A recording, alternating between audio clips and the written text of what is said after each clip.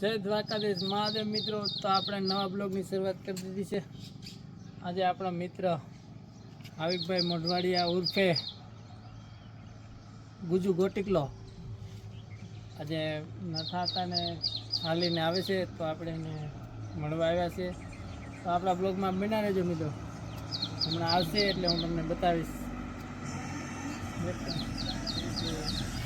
આવિકભાઈ આવી ગયા છે નાથે હાથે પગપાળા દર્શન કરવા.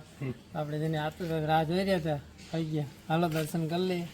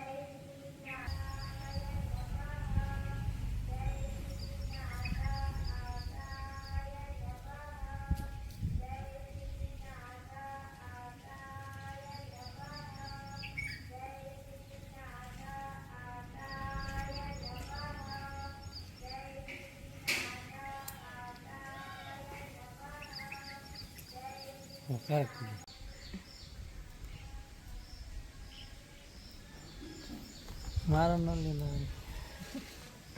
દોસ્તો.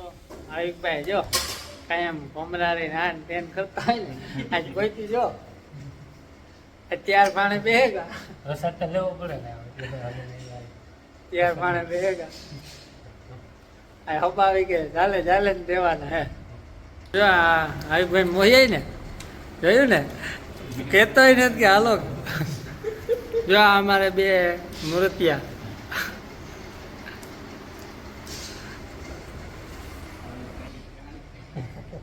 હાલો. તો મિત્રો બપોરા કરી લઈએ.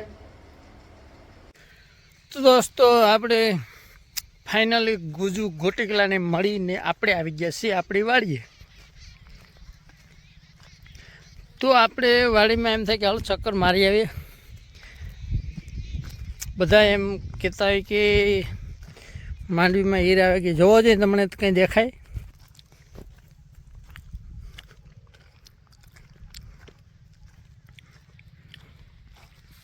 હોય તો કોમેન્ટ કરજો.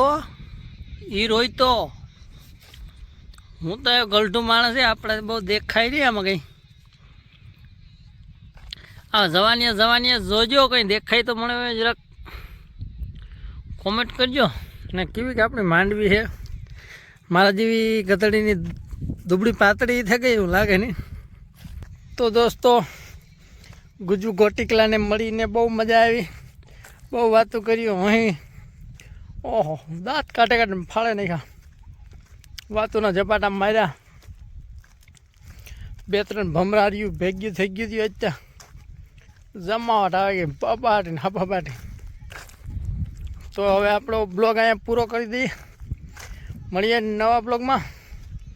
જય દ્વારકાધીશ મહાદેવ. બધા ખુશ રહેજો અને બાય બાય.